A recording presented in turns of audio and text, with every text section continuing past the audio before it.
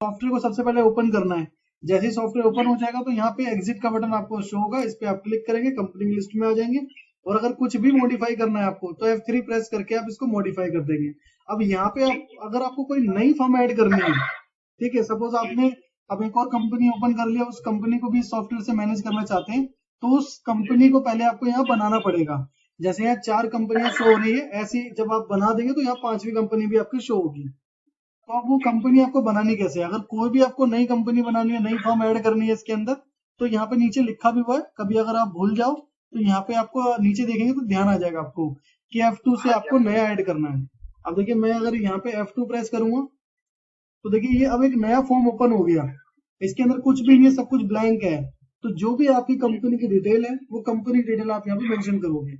Suppose कि आपने जो है ना कोई सुपरमार्केट की कंपनी ओपन करी है, तो जो भी उसका नाम है, मान लो ऑनलाइन सुपरमार्ट, ये आपकी कंपनी का नाम है। उसके बाद फिर ये यहाँ पे सारी चीजें जो है ना आप आराम से इजी वे में देख सकते हैं, मतलब एक क्वेश्चन आंसर की तरह आप समझेंगे तो डिटेल को मेंशन कर लेंगे। जैसे कंपनी नेम में आपने अपनी कंपनी का नेम डाल दिया। अब एड्रेस में क्या है कि एड्रेस में आपको अपनी कंपनी का एड्रेस डालना है, जहां पर भी आपने दिखाया हुआ है इस कंपनी को कि किस एड्रेस पे है। और एड्रेस डालने के लिए भी जो है 3 लाइनें होती है। जैसे इसमें भी जो है ये पहली लाइन है, अगर इसमें एड्रेस ना आए आपका तो दूसरी लाइन में आप डाल सकते हो, अगर इसमें भी ना आए तो तीसरी लाइन में डाल सकते हो। तो कितना भी बड़ा आपका अगर एड्रेस है तो वो यहाँ पे आप मेंशन कर सकते हो। उसके बाद आपको फोन नंबर डालना है, जो भी उनके मोबाइल नंबर है। उसके बाद ये ऑटोमेटिक ब्रांच कोड अपने आप ही जो है जनरेट हो जाता है, इसको आप बाय डिफॉल्ट छोड़ देंगे। और ये फैक्स नंबर है, पहले का जो चला करता था, अब तो खैर बंद हो गए, अब इसकी जगह पे मोबाइल, ईमेल, वेबसाइट वगैरह आ गए। तो अगर ये तो हो गए नहीं अब किसी के पास, ठीक है। तो ये है वेबसाइट। अब जो कंपनी आप यहाँ बना रहे हैं अगर उसकी वेबसाइट है तो आप डाल सकते हैं, नहीं तो उसको खाली छोड़ सकते हैं।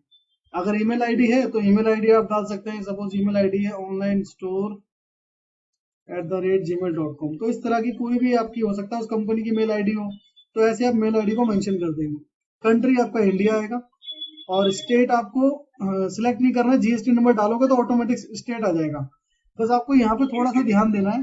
अब जो भी आप कंपनी क्रिएट कर रहे हो, अब ये कंपनी जो है बिजनेस की किस कैटेगरी में आती है, जैसे फार्मेसी में आता है या सुपरमार्केट में आता है, ऑटोमोबाइल में आता है, या बुक स्टोर है आपका ये, ठीक है, जो स्टेशनरी स्टोर वगैरह होते हैं, या फिर एफएमसीजी में आता है, या गारमेंट्स में आता है, या होटल, या कोई मंडी, या फिर मोबाइल स्टोर है आपका।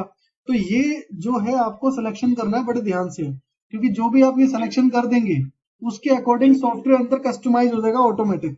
अगर आपने फार्मा सेलेक्ट कर दिया तो अंदर आपको बैच एक्सपायरी दिखना स्टार्ट हो जाएगा। अगर आपने सुपरमार्केट कर दिया तो आपको एमआरपी और बारकोड दिखना स्टार्ट हो जाएगा।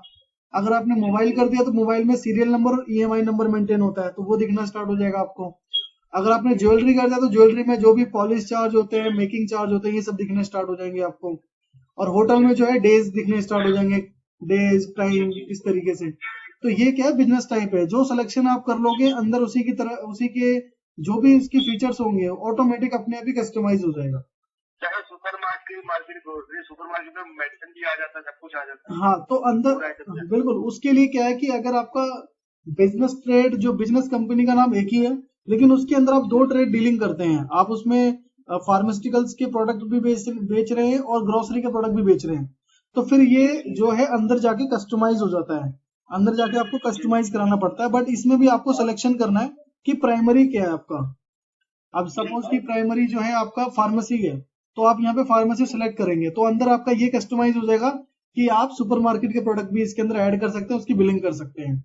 और अगर आपका प्राइमरी जो है सुपरमार्केट है तो सुपरमार्केट लेंगे। अब ये प्राइमरी सिलेक्शन का जो रोल है वो ये है कि जो भी आप प्राइमरी सिलेक्ट करेंगे तो उसके अकॉर्डिंग आपको रिपोर्ट दिखेगी ज्यादा। जैसे अगर आपका प्राइमरी सुपरमार्केट है तो आपको ज्यादा नीड होगी कि मेरे को सुपरमार्केट के अकॉर्डिंग जितनी भी जो रिपोर्ट्स होती है वो रिपोर्ट आपको दिखे, ज्यादा से ज्यादा रिपोर्ट दिखे। तो इसीलिए अगर आप 2 ट्रेड के बिजनेस के काम अगर कर रहे हैं एक ही कंपनी के अंदर, तो उसमें आपको जो है उसको सिलेक्ट करना है जो प्राइमरी है आपका, और जो सेकेंडरी है वो सॉफ्टवेयर के अंदर कस्टमाइजेशन हो जाएगा। ठीक है, तो सपोज जो हम ये कंपनी बना रहे हैं, ये कंपनी आपकी सुपरमार्केट है, तो मैंने यहाँ पे सुपरमार्केट सिलेक्ट कर लिया। और उसके बाद ये अपने आप इंग्लिश आ जाएगा। और ये आपको सेकेंडरी ही रखना है, सेकेंडरी बैच, एमआरपी, साइज, ये कह रहा है कि आपको सेकेंडरी स्टॉक में क्या मैनेज करना है। तो सुपरमार्केट में हमें एमआरपी मैनेज करना होता है, तो और इसके अंदर एमआरपी है, बैच के बाद देखो एमआरपी है इसके अंदर, तो मैंने ये बाय डिफॉल्ट यहाँ पे सिलेक्ट कर दिया, वैसे अपने आप ही सिलेक्ट हो जाता है। और उसके बाद आपको यहाँ पे डालना है जीएसटी नंबर, तो जो भी जीएसटी नंबर होगा आपके इसका आप यहाँ पे मेंशन करेंगे, जैसे मैंने यहाँ पे मेंशन कर दिया। और जीएसटी नंबर ये आपके कैप्स में ही होना चाहिए, जैसे अभी मैंने स्मॉल लेटर में कर दिया था, और ये कैप्स में होना चाहिए।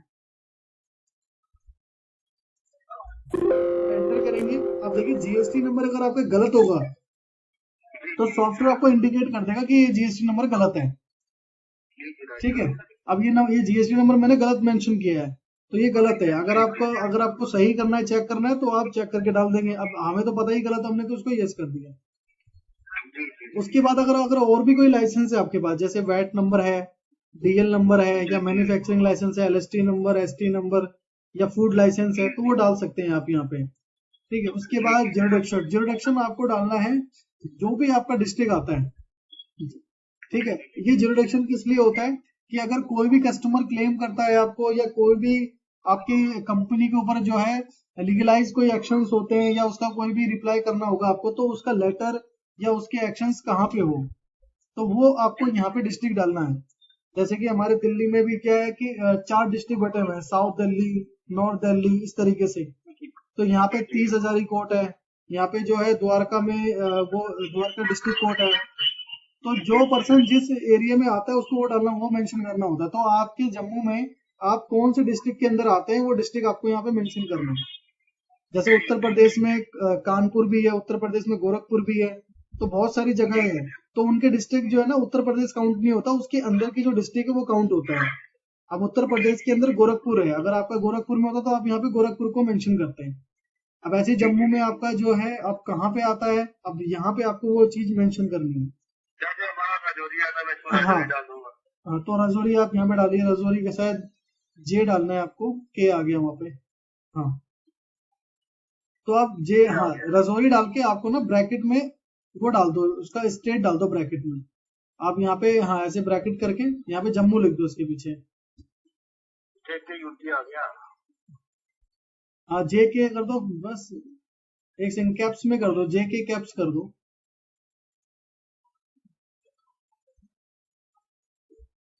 आ गया। हाँ, अब इसको ब्रैकेट कर दो, बिल्कुल, चलो ठीक है। अब ये जो है ना स्टेट की कुछ चीजें यहाँ पे मेंशन करना इसलिए जरूरी है कि कहीं कोई कस्टमर ऐसा होता है कि जम्मू में पहली बार ही उन्होंने शिफ्ट किया है और उनको नहीं पता इतना, और वो आपके ऊपर क्लेम करना चाहते हैं किसी प्रोडक्ट के ऊपर, या किसी आपके कोई भी गलत एक्टिविटी हुई उसके ऊपर करना चाहते हैं, तो ये सारी चीजें मेंशन होनी चाहिए। और ये जो है ये हमारे जो भी गवर्नमेंट की जो पॉलिसी है, ये उनकी सारी की सारी जो उसके अंदर आती है कि आपको अपने बिल पे जुरिडिक्शन को मेंशन करना जरूरी है, ठीक है। तो ये सारी चीजें, उसके बाद फिर अब यहाँ पे उसके बाद आता है कंपनी आपकी रजिस्टर्ड है, कॉम्पोजिशन है, या अनरजिस्टर्ड है। रजिस्टर्ड में तो वही हो गया जिनके पास जीएसटी नंबर है, और कॉम्पोजिशन में वो हो गया इनके पास भी जीएसटी, हाँ बिल्कुल, इनके पास भी जीएसटी नंबर होता है, पर इनका टैक्स स्ट्रक्चर ऐसा होता है कि हर 3 महीने में सेल्स के ऊपर टैक्स भरना होता है इन्हें। इनको कोई इनपुट नहीं मिलता, कोई रिवर्स चार्ज नहीं मिलता इन्हें, इनको सिर्फ और सिर्फ टैक्स भरना होता है। अब ये भी जो है कैटेगराइज है कि अगर आपका जनरल स्टोर है तो 1% देना होगा, अगर आपका मैन्युफैक्चरर है तो 2% देना होगा, इस तरीके से। उसके बाद यहाँ पे टैक्स स्ट्रक्चर है। अब जैसे आपके पास, अब यहाँ पे आपको ये डिसाइड करना है कि आपके पास मल्टीपल प्रोडक्ट के मल्टीपल टैक्स हैं और उसी में आपको बिलिंग करनी है, तो आप यहाँ पे प्रोडक्ट वाइज लेंगे, और ये प्रोडक्ट वाइज यहाँ पे सेट है बाय डिफॉल्ट। अगर आपका बिजनेस ऐसा होता है कि आपके पूरे बिजनेस पे 18% का ही टैक्स लगता है, और आपको बार बार जो है HSN, बार बार आपको उसके अंदर SGST CGST ना डालना पड़े, तो उसके लिए आप बिल वाइज टैक्स लेंगे। अब बिल वाइज में क्या होगा कि आपको अगर आपके पास 18% का ही अगर आइटम है तो उसका बिलिंग कर सकते हैं। अगर आपके पास 12% का अगर आइटम है तो आपको 2 बिल बनाने पड़ेंगे, एक 18% जीएसटी का बिल बनाना पड़ेगा आपको, उसके बाद 12 का बनाना पड़ेगा। तो अगर आपने बिल वाइज कर दिया तो इस तरीके से करना पड़ेगा आपको। बट आपका क्या है, आपका तो क्या है ट्रेडिंग प्रोडक्ट है, तो किसी पे आपका 5% है, किसी पे 12 है, किसी पे 18 है, किसी पे 28 है, किसी पे 0 है, तो आपको प्रोडक्ट वाइज लेना है कि आपने एक ही बार डिफाइन कर दिया कि इस प्रोडक्ट पे इतना जीएसटी है, ताकि उसके अकॉर्डिंग जब भी सेल और परचेज करो ऑटोमेटिक आपका जीएसटी कैलकुलेट हो जाए, आपको ध्यान न रखना पड़े, ठीक है। और उसके बाद फिर ये फाइनेंशियल ईयर है। अब जैसे आपने आज जो है कंपनी क्रिएट करी, अब इसमें आपको इस फाइनेंशियल ईयर से ही डेटा डालना है, तो जो बाय डिफॉल्ट यहाँ पे डेट है उसके अकॉर्डिंग ऑटोमेटिक यहाँ पे फाइनेंशियल ईयर आ जाएगा। जैसे कि अभी 22-23 का फाइनेंशियल ईयर चल रहा है। अगर आपका जो है मोटिव ये है कि मेरे को 2019-20 से लेके डेटा डालना है, तो आपको यहाँ पे फर्स्ट टाइम यही सिलेक्शन करना पड़ेगा। बस आपको यहाँ पे दो चीजों पे ध्यान देना होगा, क्योंकि दो चीज जो है आप मॉडिफाई नहीं कर सकते सॉफ्टवेयर में।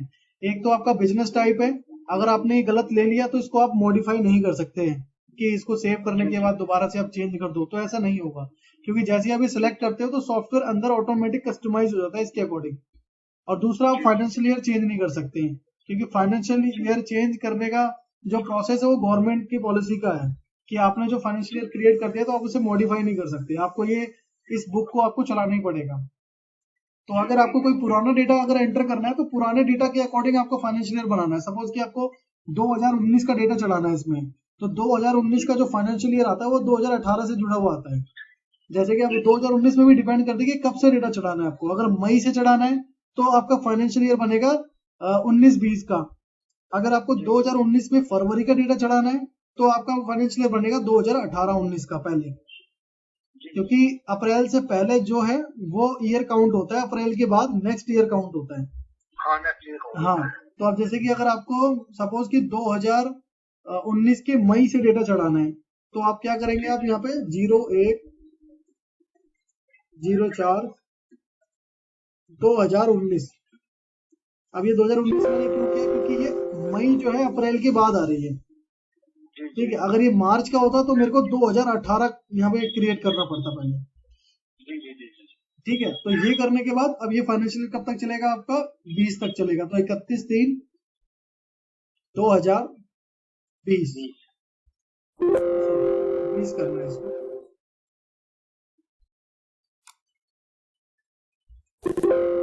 अब इसमें क्या अथॉरिटी होगी आपके पास ये अथॉरिटी होगी कि आप अपने 2019-20 का भी डेटा डाल सकते हो, 20-21 का भी डेटा डाल सकते हो, 21-22 का भी डाल सकते हो, और 22-23 तो चल ही रहा है। अगर आपने 22-23 का जो है यहाँ पे फाइनेंशियल ईयर बना दिया और अगर आप चाहते हो कि मैं पिछले साल का भी डेटा डाल लूं इसमें, तो आप नहीं डाल सकते, क्योंकि फिर क्या है कि ये फाइनेंशियल ईयर अब आपका आगे जनरेट होगा, अब ये पीछे नहीं जाएगा। ठीक है, हाँ, तो अगर ऐसा है कि कोई ऐसी कंपनी है कि जिसमें पुराना डेटा आप चढ़ाना चाहते हो तो फाइनेंशियल ईयर पे आपको थोड़ा ध्यान देना होगा। अब इस पूरी कंपनी क्रिएशन में हर चीज आप मॉडिफाई कर सकते हो, सिर्फ दो चीजें छोड़कर। एक, आप बिजनेस टाइप मॉडिफाई नहीं कर सकते, और दूसरा आप फाइनेंशियल ईयर मॉडिफाई नहीं कर सकते। बाकी सारी चीजें आप मॉडिफाई कर सकते हो। आपसे जीएसटी नंबर गलत डल जाए, branch code, mobile number, address, company का नाम, ईमेल आईडी, या डीएल नंबर है या जुरिडिक्शन है आपका, ये भी चेंज कर सकते हो आप। ठीक है, तो ये सारी चीजें चेंज कर सकते हो। हाँ, बिजनेस टाइप आप चेंज नहीं कर सकते और फाइनेंशियल ईयर चेंज नहीं कर सकते। ठीक है, उसके बाद आप इसको एंटर करके सेव कर देंगे। अब ये आपका जो ये कंपनी है, ये कंपनी क्रिएट होना स्टार्ट हो गई है। अब ये क्या काम कर रही है, यही काम कर रही है कि आपके अंदर जो अभी जैसे ही हम इसको कंपनी एंटर करेंगे तो उसके अंदर सारी चीजों को इसने कस्टमाइज कर दिया ग्रोसरी के अकॉर्डिंग। अब देखिए, ये हमारी कंपनी थी ऑनलाइन सुपरमार्केट। अब हम इसको एंटर करेंगे फर्स्ट टाइम, इसको नॉट रिक्वायर्ड करना है आपको। अब यहाँ पे जितनी भी चीजें आप देखोगे अंदर सॉफ्टवेयर में, सारी चीजें जो है आपकी ग्रोसरी के अकॉर्डिंग मैनेज हो गई है। अब इसमें जो है देखो, कोई एक्सपायरी का ऑप्शन नहीं आ रहा, इसमें डंप का ऑप्शन आ रहा है, एक्सपायरी का नहीं आ रहा, क्योंकि क्या है कि सुपरमार्केट में डंप स्टॉक काउंटेबिलिटी होती है ज्यादा, लेकिन हाँ एक्सपायरी भी होती है, तो वो ऑप्शन आपको इनेबल करना होता है, क्योंकि मोस्टली जो है ना एक्सपायरी मेंटेन नहीं करते ग्रोसरी के अंदर, वो अपने फार्मा के अंदर एक्सपायरी मेंटेन करते हैं। तो ये हमारा केशव का काम सारा ट्रेडिंग पर भी है और रिटेल पर भी है। ठीक है, तो दोनों काम कर सकते हैं आप एक ही बिजनेस ट्रेड के अंदर। हाँ, अब देखिए यहाँ पे अभी आप देखेंगे, अभी हमने इसको ग्रोसरी स्टोर किया है। अभी आप इसको अगर इसमें आप बिलिंग करेंगे ना, तो ये बिलिंग सारी आपकी रिटेल की हो रही है। अब ये जो आपकी जो बिलिंग हो रही है ना, ये रिटेल की बिलिंग हो रही है आपकी, इसमें होलसेल ओपन नहीं है। तो ये जब भी आप कंपनी क्रिएट करते हैं, तो कंपनी क्रिएट करने के बाद जो भी आपकी रिक्वायरमेंट है कि मुझे इसके अंदर होलसेल भी करना है, मुझे इसके अंदर एक्सपायरी भी मेंटेन करनी है, ठीक है, तो उसके अकॉर्डिंग जो है ना सॉफ्टवेयर के अंदर जो फीचर्स है वो इनेबल करने पड़ते हैं। अब जैसे अगर आपको यहाँ पे होलसेल करना है, अब यहाँ पे मास्टर में आपको आना है। मास्टर में आने के बाद मार्क सेटअप और कंट्रोल रूम, कंट्रोल रूम में आने के बाद सर्च इन ऑल पे आप टाइप करेंगे होलसेल। उसके बाद आप इसको एक्सेप्ट करेंगे। अब यहाँ पे एक ऑप्शन आता है होलसेल रिक्वायर्ड, अभी यहाँ पे कहीं पे नहीं लिखा हुआ होलसेल रिक्वायर्ड, तो आप इसको एंटर करके नीचे जाएंगे क्योंकि होलसेल से रिलेटेड बहुत सारी सेटिंग्स है इसके अंदर। तो दूसरे पेज पे आपको ये शो होगा 8वीं लाइन में। अब देखिए 8वीं लाइन में आपको ये लिखा हुआ है होलसेल बिलिंग रिक्वायर्ड, अभी ये हो रखा है नो। आप जैसे इसको यस करेंगे और उसके बाद स्केप करके इसको यस कर देंगे तो अब आपके पास होलसेल का ऑप्शन आ गया। आप जैसे ही ट्रांजेक्शन में जाएंगे तो देखिए अब आपके पास दोनों ऑप्शन आ गए। पहले एक ही ऑप्शन था रिटेल का, अब यहाँ पे रिटेल और होलसेल दोनों है।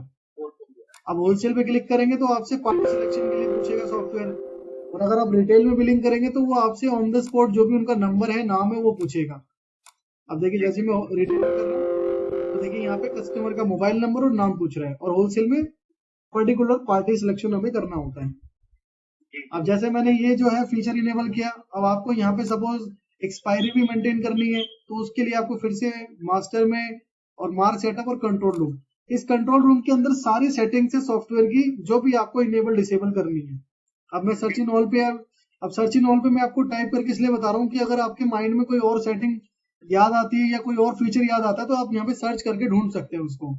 अब जैसे कि मुझे जो है इसमें एक्सपायरी देखनी है तो मैंने यहाँ पे एक्सपायरी को मैनेज करना, तो मैंने एक्सपायरी टाइप किया और एक्सेप्ट किया, और ये सारी लाइनें लिखी हुई है कि expiry date blank not allow in purchase और रिसिप्ट। तो इसका कुछ और मतलब है, इसका मतलब ये है कि आपकी परचेज कोई भी बगैर एक्सपायरी डाले चढ़े ना। तो अगर आप चाहते हो तो इसे यस कर दोगे, जब आप परचेज एंट्री करोगे तो वहां पे आपका एक्सपायरी डालना कंपलसरी हो जाएगा, नहीं तो आपका बिल सेव नहीं होगा। तो ये सारे ऐसे ऑप्शंस हैं, तो आपको यहाँ पे जो इनेबल करना है वो इनेबल करना है एक्सपायरी डेट रिक्वायर्ड, जैसे 10वें नंबर पे लिखा हुआ है एक्सपायरी डेट रिक्वायर्ड। तो जैसे मैं इसे यस कर दूंगा रिपोर्ट के अंदर वो फीचर्स भी आ जाएगा और परचेज के अंदर भी फीचर आ जाएगा। इसको स्केप करके यस करूंगा। अब देखिए स्टॉक के अंदर एक्सपायरी का कोई ऑप्शन नहीं था, अब आप चेक करेंगे स्टॉक में तो ये देखिए दो ऑप्शन यहाँ पे आ गए, एक्सपायरी स्टॉक और नियर एक्सपायरी। अब ये आपको सॉफ्टवेयर रिपोर्ट बताएगा कि कौन से ऐसे प्रोडक्ट है जो 3 महीने के अंदर एक्सपायर होने वाले हैं, वो आपको इसमें दिखाता है जो होने वाले। और अगर आपको स्पेसिफिक डेट देखनी है कि आपको 3 महीने का नहीं देखना, आपको देखना है कि ऐसे कौन से प्रोडक्ट है जो 7 महीने के अंदर एक्सपायर हो जाएंगे, तो उसके लिए फिर आपको ये ऑप्शन चूज करना होगा। तो जब भी आप नई कंपनी क्रिएट करेंगे या ऑलरेडी किसी कंपनी में आप काम कर रहे हैं तो उसके अंदर हो सकता है कि आपकी रिक्वायरमेंट के अंदर जो है कुछ चीजें हो सकती है कि मेरे को होलसेल करना है, मेरे को एक्सपायरी भी मेंटेन करनी है, मुझे बारकोड भी मेंटेन करना है, ठीक है, मुझे तो जितनी भी जो सेटिंग्स है वो सारी सेटिंग्स हमें यहीं पे मिलती है।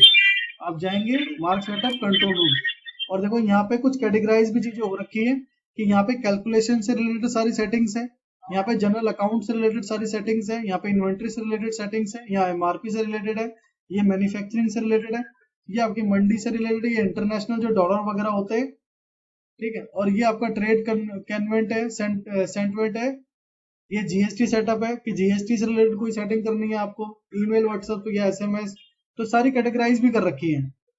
अगर आपको स्पेसिफिक कुछ याद नहीं आ रहा तो आप यहाँ सर्च एंड ऑल पे टाइप कर देंगे, जैसे आपको रिटेल से रिलेटेड चाहिए तो रिटेल टाइप करेंगे आप और एक्सेप्ट करेंगे। अब यहाँ पे जितनी भी जो सेटिंग्स आ रही है रिटेल से रिलेटेड है। अब यहाँ पे जो भी आप पढ़ेंगे उसका इम्पैक्ट क्या होगा यहाँ पे बता रखा है। अब देखिए ये है retail billing required why chemist see supermarket, तो अभी देखो यहाँ पे सी हो रखा है, तो सी का मतलब है सुपरमार्केट, कि आपको रिटेल करनी है पर सुपरमार्केट की करनी है। अगर आप इसको वाई कर देंगे तो वाई है केमिस्ट के लिए। अब केमिस्ट में क्या है कि आपसे वो पेशेंट की डिटेल पूछेगा, डॉक्टर की डिटेल पूछेगा आपसे, और केमिस्ट में क्या होता है और सुपरमार्केट में क्या होता है कि सिर्फ कस्टमर का नाम और मोबाइल नंबर पूछता है वो।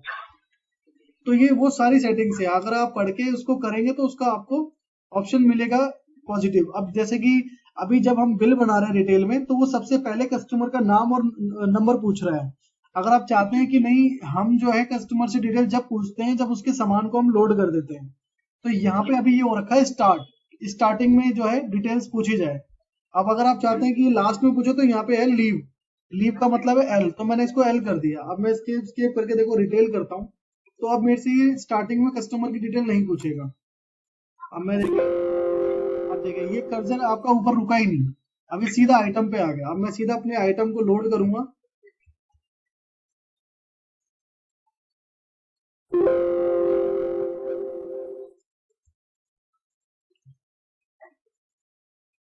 अब जब भी मैं बिल को सेव करूंगा, अब देखिए जब मैं बिल को सेव करने जा रहा हूँ तब मेरे से पूछ रहा है ये।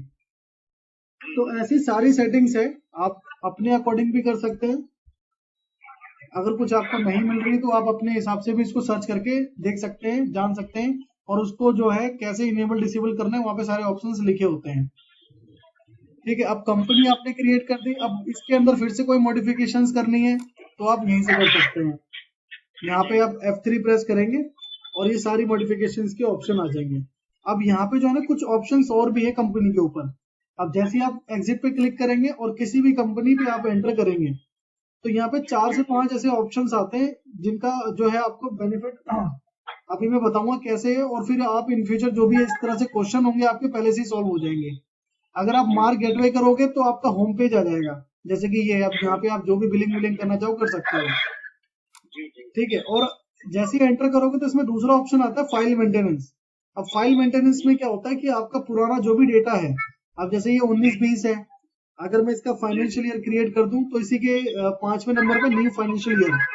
अगर आपको नया फाइनेंशियल ईयर बनाना है तो आप इस पे एंटर करेंगे और एंटर करके इसको एक्सेप्ट करके इसे यस करेंगे। मतलब आपको जो भी पॉजिटिव वर्ड दिखेगा यस या एक्सेप्ट आप उसे करेंगे, आपका फाइनेंशियल ईयर क्रिएट हो जाएगा। अब ये आपका जी जी नया फाइनेंशियल ईयर क्रिएट हो रहा है। जी जी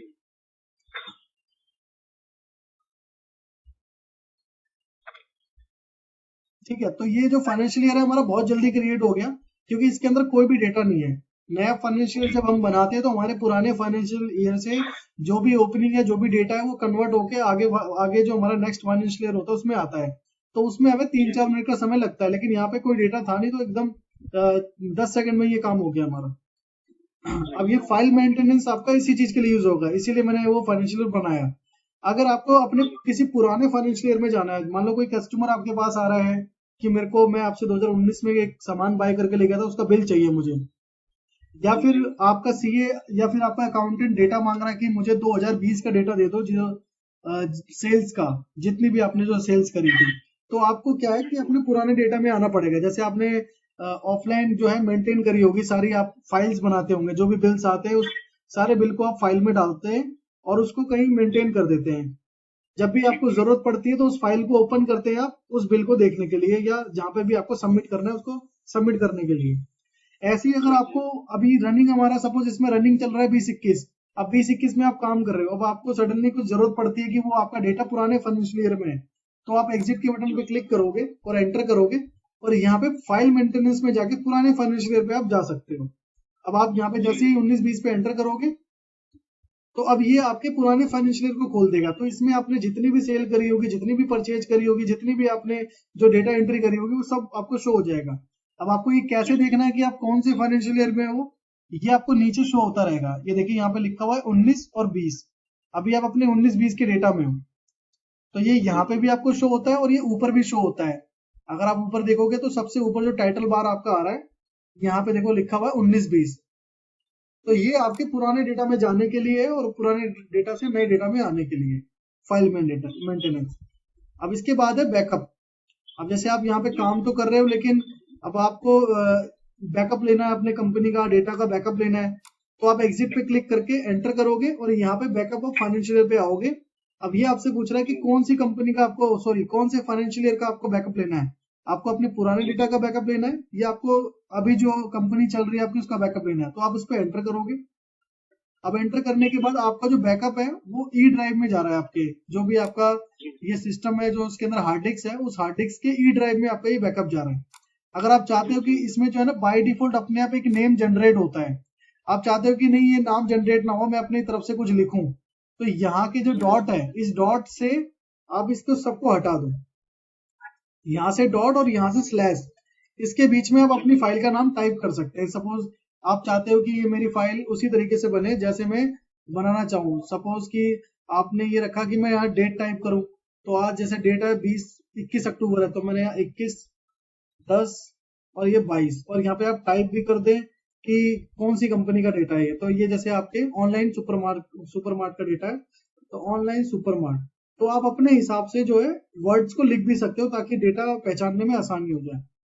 और उसके बाद ये आपका जो है ये सारे ऑप्शंस आपके नो रहेंगे, यहाँ पे यस कर रखे हैं अभी फिलहाल, इसको नो रखना है। बस आपको क्या है कंटिन्यूसली एंटर करना है। अब जैसे ही आप एंटर करोगे तो जो ये डेटा है आपका ई ड्राइव में सेव हो गया, जहाँ पे आपने सेव किया है।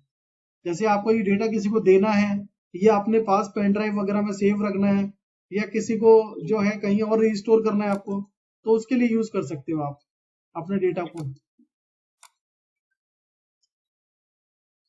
अब यहाँ पे है आपका ई ड्राइव। अब ई ड्राइव में जाओगे तो जो अभी आपने डेटा बैकअप लिया है, जो नाम आपने दिया उसको, उस नाम से डेटा आपका ये रहा आपका डेटा। ये देखो इस पे लिखा हुआ है ना 2110 ऑनलाइन सुपरमार्ट। अब ये डेटा है आपका। अब इस सॉफ्टवेयर में कभी भी कोई भी प्रॉब्लम आएगी और अगर आपने ये फाइल अगर हमें दे दी तो आपका सारा डेटा, सारा काम आपका यहाँ पे दोबारा से वैसे ही स्टार्ट हो जाएगा। अगर आपका डेटा करप्ट हो गया तो आपका डेटा फिर मिलना बहुत मुश्किल हो जाता है, क्योंकि एंटीवायरस जो है डेटा करप्ट कर देता है। तो अगर आप बैकअप लेते हो तो बैकअप लेने से आपका काफी बेनिफिट होता है कि आपने जैसे आज जो भी काम किया उसका बैकअप ले लिया। अभी आपको भी दिखा कि बैकअप लेने में हमें सिर्फ 2 से 4 सेकंड लगते हैं। अब आपको बस सिर्फ एंटर करना है, आपका डेटा बैकअप हो गया। अब इस बैकअप से क्या है कि अगर आज सिस्टम में कोई भी प्रॉब्लम आएगी, सपोज रात को कोई प्रॉब्लम आ गई, सुबह आप बिलिंग नहीं कर पा रहे, तो हम क्या है, हम तो दोबारा आपको सॉफ्टवेयर ही दे सकते हैं। डेटा तो आपको अपने पास सिक्योर रखना है, अपने पास डेटा को मैनेज करना है, क्योंकि कंपनी डेटा नहीं लेती है। क्योंकि ये ऑफलाइन सॉफ्टवेयर है, तो ऑफलाइन सॉफ्टवेयर का मीनिंग यही होता है कि आपका डेटा ऑफलाइन बन रहा है। अगर उसमें कोई प्रॉब्लम आती है तो वो डेटा ऑफलाइन ही है, और वो डेटा अगर इरेज हो गया तो वो हम भी रिकवर नहीं कर सकते। तो इसीलिए अगर आप बैकअप लेते तो इससे क्या होगा कि आपके सिस्टम में वो डेटा सेव हो रहा है। अब रात को कुछ इसमें प्रॉब्लम आए तो हम दोबारा से सॉफ्टवेयर को इंस्टॉलेशन कर देंगे। जैसे अभी जो फर्स्ट ट्रेनिंग जब आपकी हुई थी तो मैंने उसको दोबारा से सॉफ्टवेयर का इंस्टॉल करके आपके अकॉर्डिंग आपको जो कंपनी जो है सेट कर दिया मैंने। तो दोबारा हम कितनी बार भी सॉफ्टवेयर जो है इंस्टॉल कर सकते हैं, क्योंकि आपने लाइसेंस बाय किया हुआ है। लेकिन जो आपका डेटा है, डेटा हम नहीं दे सकते। डेटा तो आपका ऑफलाइन बनता है। अगर वो इरेज हो गया, करप्ट हो गया, तो उसमें हमारा कोई वो नहीं होता, रोल नहीं होता कि हम उसको ठीक कर पाए। तो डेटा अगर आपने अपनी तरफ से बैकअप लिया हुआ है, सेफ है आप अपनी तरफ से, तो इस सॉफ्टवेयर को दोबारा से चलाने का काम फिर हमारा है। आपको दोबारा से उसी सिचुएशन पे दे देंगे जहां पे आपने लास्ट बिल काटा था, जो भी आपका पुराना डेटा था। हाँ, अगर आप बैकअप ले लेते हैं तो हाँ काफी सिक्योर हो जाते हैं। और इसमें क्या है, बिल्कुल। अब जैसे इसमें ना एक क्लाइंट का और भी क्वेश्चन था कि सर अब हम जो ये बैकअप ले रहे हैं, ये बैकअप हमारे क्या है ना हार्ड डिस्क में जा रहा है। अब हमने बैकअप ले लिया, अभी बैकअप हमारा हार्ड डिस्क में चले गया। अब कभी कभी ऐसे केस होते हैं कि हार्ड डिस्क ही डैमेज हो जाती है। अब उस केस में क्या करना है, हाँ कभी हार्ड डिस्क ही डैमेज हो जाती है। तो उस केस में ना कंपनी ने फीचर बनाया हुआ है। देखिए जैसे आप बैकअप ले रहे हो तो यहाँ पे एक फीचर आपको दिखाई दे रहा है गूगल ड्राइव का। तो गूगल आप अपने क्या है सिस्टम को गूगल ड्राइव से कनेक्ट कर लोगे, तो जो भी आप बैकअप लोगे ये बैकअप की फाइल आपके कंप्यूटर के ड्राइव में भी सेव कर देगा और गूगल के ड्राइव में भी सेव कर देगा। तो अगर आपके हार्ड डिस्क में कोई डैमेज हो जाती है, कोई दिक्कत आ जाती है कि डेटा रिकवरी नहीं हो सकता, तो फिर क्या है, गूगल ड्राइव है। अब गूगल कब तक है ये तो आपको ही पता है, जब तक गूगल है तब तक आपका डेटा है। ठीक है, तो अब गूगल ड्राइव से भी आप क्या कनेक्ट कर सकते हो। अब जैसे इसको कनेक्ट करना है अपने गूगल ड्राइव से, तो सबसे पहले आपको अपना क्रोम ओपन करना है। सबसे पहले मेरे को ये चेक करना पड़ेगा कि आपका डिफॉल्ट ब्राउजर क्या है। अगर आपका डिफॉल्ट ब्राउजर इंटरनेट एक्सप्लोर पे खुलेगा तो वहां से जो है दिक्कत आती है। आपका जो ब्राउजर है बाय डिफॉल्ट होना चाहिए गूगल क्रोम। अगर गूगल क्रोम है तो आपका जल्दी से कनेक्टिविटी हो जाता है, उसमें कोई एरर कोई दिक्कत नहीं आएगी। तो इसके लिए यहाँ पे ना कंट्रोल पैनल पे आना पड़ता है सॉफ्टवेयर की सेटिंग के लिए, और यहाँ प्रोग्राम का ऑप्शन होता है, यहाँ डिफॉल्ट प्रोग्राम आता है। और डिफॉल्ट प्रोग्राम के अंदर है सेट डिफॉल्ट योर प्रोग्राम, कि अब यहाँ पे आपको ऑप्शन मिलेगा कि इंटरनेट के लिए आपने बाय डिफॉल्ट क्या सेट किया हुआ है। तो कंपनी की तरफ से जो भी विंडोज आती है, लैपटॉप आता है, तो उसमें internet explore by default set होता है। तो उसमें क्या है कि प्रॉब्लम आती है, कनेक्टिविटी हो नहीं पाती गूगल ड्राइव से। तो अगर हम यहाँ पे ये देखिए, यहाँ पे ये लगा हुआ है माइक्रोसॉफ्ट इंटरनेट जो है आपका लगा हुआ है। अब ये दिक्कत करता है तो हम इसकी जगह क्या है, इस पे क्लिक करके इसको लगा देंगे गूगल क्रोम। हाँ, गूगल क्रोम क्या है, गूगल क्रोम बहुत लाइट है और बहुत यूजर फ्रेंडली है। अब ये गूगल क्रोम आपका बाय डिफॉल्ट सेट हो गया है। अब गूगल क्रोम सेट हो गया, अब आपको अपने गूगल क्रोम पे लॉग इन करना है जिस आईडी में भी आप सेव करना चाहते हैं, क्योंकि गूगल ड्राइव क्या है आपके जीमेल से कनेक्ट होता है। तो जीमेल आईडी आपको लॉग इन करनी है और उसके अकॉर्डिंग आपको गूगल ड्राइव कनेक्ट हो जाएगा। तो यहाँ पे क्या है, जैसे ही आप सॉफ्टवेयर से गूगल ड्राइव को कनेक्ट करोगे तो आपके पास कुछ सेकंड का टाइम होता है, 20 सेकंड 40 सेकंड। अब अगर लॉगिन नहीं है तो हमें लॉगिन करने में क्या है 40-50 सेकंड लग जाते हैं, और उस टाइम पे क्या है टाइम आउट हो जाता है, और टाइम आउट होने का फिर दोबारा से यही रिपीट करना पड़ता है। तो इसलिए सबसे पहले क्या है कि अपना गूगल क्रोम वगैरह पहले से ही आप अपना डिफॉल्ट कर दो और लॉगिन करके रखो, ताकि सॉफ्टवेयर से जैसे हम इंटीग्रेट करेंगे गूगल ड्राइव को तो 1 सेकंड में हमारा काम हो जाए, कहीं पे भी कोई भी रुकावट ना आए। अब यहाँ पे अब हम टाइप करते हैं गूगल, सबसे पहले गूगल पे जाते हैं, अब देखते हैं कौन सी आईडी आपकी लॉगिन हो रखी है। अभी देखिए यहाँ पे आपकी जो आईडी है, अब यहाँ पे आपको शो हो जाएगी, आपकी आईडी यहाँ पे लॉगिन हो रखी है। अगर आप चाहते हैं कि इसी गूगल ड्राइव से मेरा जो डेटा है वो सिंक हो जाए, तो आपको गूगल क्रोम यहाँ पे ओपन करके रखना है, सॉफ्टवेयर में जाना है, मास्टर के मेनू में आना है, मास्टर के मेनू में आने के बाद क्लाउड बैकअप सेटअप। अब इस क्लाउड बैकअप सेटअप पे आप क्लिक करेंगे।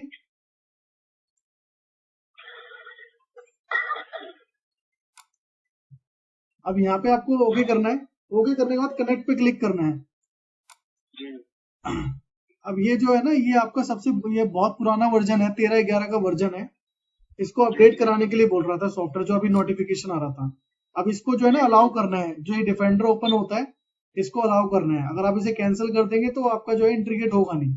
अब जैसे ही आप क्लिक करेंगे तो आपकी ईमेल आईडी आपको शो हो जाएगी, इस पे आपको क्लिक करना है और क्लिक करने के बाद नीचे कंटिन्यू का ऑप्शन आएगा, इसे कंटिन्यू कर देंगे। अब देखिए यहाँ पे अब क्या है कि आपका गूगल ड्राइव कनेक्ट हो गया है। अब यहाँ पे हमें कितने सिर्फ 10 सेकंड लगे, अगर हमारा यहाँ पे इंटरनेट एक्सप्लोर होता तो हमें काफी दिक्कत आती। अब आप यहाँ पे चेक करोगे तो देखो यहाँ पे भी आ चुका है। अब आपने जो है इस वाली जीमेल आईडी पे 100 GB का प्लान लिया हुआ है अपने गूगल ड्राइव का, ठीक है, तो यहाँ पे आपको शो हो गया। अब आप क्या करेंगे, जब भी आप बैकअप लेंगे, अब इसको आप एग्जिट कर देंगे, इंटीग्रेट करने का बस सिर्फ इतना ही प्रोसेस है इसमें। और ये जो है आपका सिर्फ एक ही कंपनी से अभी इंटीग्रेट हुआ है। अगर आप चाहते हैं कि सारी कंपनी में हो जाए तो सारी कंपनी में आपको ये प्रोसेस करना पड़ेगा, ठीक है। अब हाँ, क्योंकि क्या हुआ कि मैंने एक क्लाइंट को बताया, उनके पास 6-7 कंपनी थी, तो मैंने एक कंपनी में करके उन्हें बता दिया कि कैसे इंटीग्रेट करना है। तो उनके अब जजमेंट में यही लगा कि उनके जो भी उनकी कंपनी से सारा डेटा उनके गूगल ड्राइव से कनेक्ट हो गया है। बट क्या है कि वो एक ही कंपनी कनेक्ट हुई थी, अब उनकी किसी दूसरी कंपनी में कोई प्रॉब्लम आ गई तो अब वो ये सोच रहे हैं कि उसका डेटा जो है गूगल ड्राइव पे सेव है, बट वहां पे सेव था नहीं।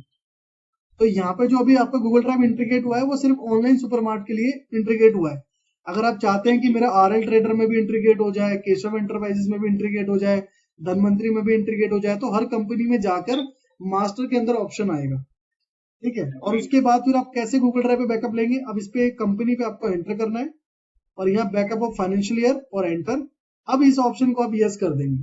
अब जैसे यस करेंगे, एंटर करेंगे, तो सबसे पहले ये बैकअप लेगा आपके लोकल ड्राइव में, उसके बाद आपका ये बैकअप ले रहा है गूगल ड्राइव पे। देखो यहाँ पे लिखा भी आ रहा है प्लीज वेट, और यहाँ पे आपको नोटिफिकेशन में मिली है क्लाउड ड्राइव बैकअप सक्सेसफुली, ठीक है। अब अगर आप अपने गूगल ड्राइव में जाके देखेंगे तो गूगल ड्राइव के अंदर एक बाय डिफॉल्ट मार्क ERP का फोल्डर बन गया है और उसके अंदर आज का डेटा आपका अपलोड हो गया है। अब ना ही तो आपको अपनी जीमेल आईडी लॉगिन करनी पड़ी, ना ही गूगल ड्राइव ओपन करना पड़ा और ना ही कुछ अपलोड करना पड़ा, ऑटोमेटिक यहाँ पे आ गया। ये देखो मार्क ERP का फोल्डर बन गया, ये रहा मार्क ERP का फोल्डर, और इसके अंदर आपका डेटा अपलोड हो गया। तो आज जो भी आपने काम किया उसका डेटा आपकी जो आपका स्टोरेज है गूगल जो हार्ड डिस्क है, हार्ड डिस्क में भी सेव हो गया है और गूगल ड्राइव पे भी सेव हो गया। अगर कभी इन फ्यूचर ऐसा होता है कि हार्ड डिस्क में कोई प्रॉब्लम आ जाए, डैमेज हो जाए, तो आपका डेटा गूगल ड्राइव पे है, बस आपको यहाँ पे राइट क्लिक करना है और डाउनलोड करना है। डाउनलोड करते के साथ ही आप वहीं से काम कंटिन्यू कर सकते हो जहां से आपने अब तक काम किया हुआ है, ठीक है। तो ये बहुत सेफ पॉइंट है। अब जैसे हमने इसमें ऑनलाइन सुपरमार्केट में किया है, ऐसे ही आप जिस कंपनी में चाहते हैं करने के लिए आप उस कंपनी में कर सकते हैं। बस आपको क्या है कि जाना है, एंटर करना है, यहाँ पे जाना है इसके लिए आपको बस मास्टर, और मास्टर में क्लाउड बैकअप सेटअप। अब इसमें आप जाएंगे और उसके बाद फिर आगे आपको पता है सिर्फ गूगल ड्राइव को अलाउ करना है आपको। जैसे ही अलाउ करेंगे तो इसका डेटा फिर आपके उसमें जाना स्टार्ट हो जाएगा, ठीक है। और इसके बाद है रिस्टोर डेटा। अब जैसे जो आप बैकअप ले रहे हैं, अब इसका जो डेटा है, डेटा रिस्टोर यहाँ से होगा आपके।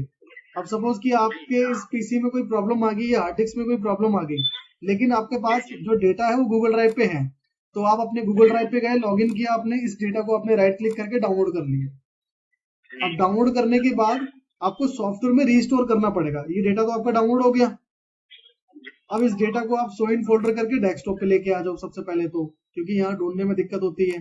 तो इसको हमने कॉपी किया, यहाँ से राइट क्लिक किया इसके ऊपर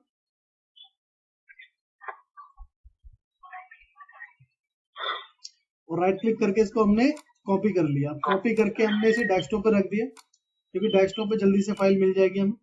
और इस फाइल का नाम है ONSU। अब हम सॉफ्टवेयर में जाएंगे। अब ये है रीस्टोर का ऑप्शन। सपोज इस कंपनी के अंदर जो है ना कुछ प्रॉब्लम आ गई, कुछ डेटा जो है करप्ट शो कर रहा है हमें, लेकिन हमने कल इसका बैकअप लिया हुआ था, तो उसका बैकअप हमने गूगल ड्राइव से डाउनलोड किया। अब हम इसको रीस्टोर करके ठीक कर लेंगे। अब रीस्टोर पे हम एंटर करेंगे और रीस्टोर पे एंटर करने के बाद रीस्टोर फ्रॉम फाइल। अब यहाँ पे आपको ढूंढना है कि आपकी फाइल है कहाँ। तो हमने अपनी फाइल को डेस्कटॉप पे रख दिया, तो मैंने अब यहाँ पे क्लिक किया डायरेक्टरी पे और सबसे ऊपर डेस्कटॉप आता है, डेस्कटॉप पे मैंने क्लिक करके ओके कर दिया। अब ये रही हमारी फाइल ONSU। अब इस पे आपको क्लिक करके सिलेक्ट करना है। अब सिलेक्ट करने के बाद अब आपसे ये कह रहा है कि ये कंपनी ऑलरेडी बनी है, तो आपको एक अलग से क्रिएट करनी है या आपको ओवरराइट करना है। तो हमें ओवरराइट करना है। हम इस पे एंटर करेंगे और यहाँ पे देखो ये टाइप करने के लिए कह रहा है कि ये रीस्टोर आप टाइप करो। यहाँ पे ये इसीलिए टाइप करने को कहता है, कभी कभी हमें पता नहीं होता, हम एंटर करते हुए चले जाते हैं और फिर हमारा डेटा जो है मर्ज हो जाता है, तो उसमें भी काफी प्रॉब्लम आ जाती है। तो यहाँ पे जब तक आप टाइप नहीं करेंगे तब तक आपको पता नहीं चलेगा। तो अब जैसे मुझे करना है तो मैंने टाइप कर दिया इसको। अब ये क्या करेगा कि जो मेरा डेटा कल का था जिसमें मुझे प्रॉब्लम आ रही थी और जो मैंने गूगल ड्राइव पे बैकअप लिया हुआ था, अब ये दोनों को मर्ज कर देगा। तो जो भी ऐसा एरर है वो एरर रिजॉल्व हो जाएगा यहाँ पे। अब यहाँ पे कोई एरर नहीं शो होगा, ठीक है। तो ये काम करता है रीस्टोर। उसके बाद नया फाइनेंशियल ईयर अभी आपको पता चली गया कि अभी हम काम कर रहे हैं 20-21 में। अब आपको 21-22 बनाना है, तो नए फाइनेंशियल ईयर पे आके आपको करना पड़ेगा। और डिलीट फाइनेंशियल ईयर, अब आप चाहते हो कि मेरा जो पुराना फाइनेंशियल ईयर है वो डिलीट हो जाए, या आप करंट कोई सा भी फाइनेंशियल ईयर आप डिलीट करना चाहते हो, डिलीट फाइनेंशियल ईयर पे आपको एंटर करना है। अब सपोज मैं चाहता हूँ यहाँ पे कि 19-20 यहाँ पे दिखना ही नहीं चाहिए, मैं डिलीट करना चाहता हूँ। अब मैंने 19-20 पे एंटर किया और एंटर करने के बाद मैंने इसको, अब ये बोल रहा है कि आप इस फाइनेंशियल ईयर को डिलीट कर रहे हो, तो डिलीट करने से पहले आपको बैकअप लेना पड़ेगा। तो मैंने इसको एंटर किया, बैकअप ले लिया इसका। अब ये बैकअप आपको गूगल ड्राइव पे भी सेव कर रहा है, दोनों जगह पे आप इसने बैकअप को सेव कर दिया। अब उसके बाद आपसे डिलीट करने के लिए बोल रहा है, तो यहाँ पे आपको टाइप करना है डिलीट और एंटर करेंगे आप। अब देखिए, अब यहाँ पे आप जाऊंगा मैं फाइल मेंटेनेंस में, तो अब यहाँ पे एक ही फाइनेंशियल ईयर है 20-21। अब 19-20 जो हमारा डिलीट हो चुका है, लेकिन सॉफ्टवेयर ने डिलीट करने से पहले भी उसका हमारे को बैकअप लेने के लिए बोल दिया और हमने उसका बैकअप ले लिया। अगर हमें वो फाइनेंशियल ईयर चाहिए तो हमारे गूगल ड्राइव पे है, हम उसको डाउनलोड करके दोबारा से रिस्टोर कर सकते हैं। अब उसके बाद है एरर चेकिंग। अब सपोज कि आप जो है काम कर रहे हो और यहाँ पे आप देख रहे हो कि आइटम का रेट तो 100 रुपए का है, लेकिन यहाँ पे 2 क्वांटिटी डाली है आपने और 2 क्वांटिटी के अकॉर्डिंग 200 रुपए का रेट हो जाना चाहिए था इसका, लेकिन क्या है रेट आपका वो 100 रुपए उठा रहा है। तो कभी कभी क्या होता है, ऑफलाइन सॉफ्टवेयर है, तो ऑफलाइन सॉफ्टवेयर में क्या होता है, कभी कभी कोई फाइल जो है ना वर्क नहीं करेगी, तो ये दिक्कत आपको जब आएगी। अभी तो सब कुछ ठीक कर रहा है, ठीक है। सपोज इसकी क्वांटिटी थी 2,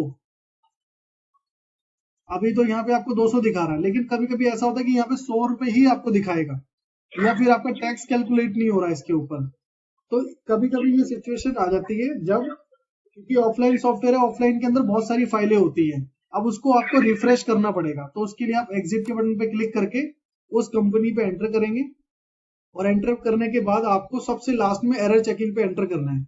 अब फिर उसके बाद किस फाइनेंशियल ईयर पे आप करना चाहते हैं उस फाइनेंशियल ईयर पे एंटर करेंगे। अब ये क्या कर रहा है, देखो यहाँ पे बहुत सारी फाइलें होती है, देखो मास्टर की फाइल है, डिस्काउंट की फाइल है, रेट की फाइल है, तो बहुत सारी फाइलें हैं। तो आप सबसे पहले क्या रिफ्रेश करना चाहते हो, स्टॉक, तो स्टॉक रिफ्रेश हो गया।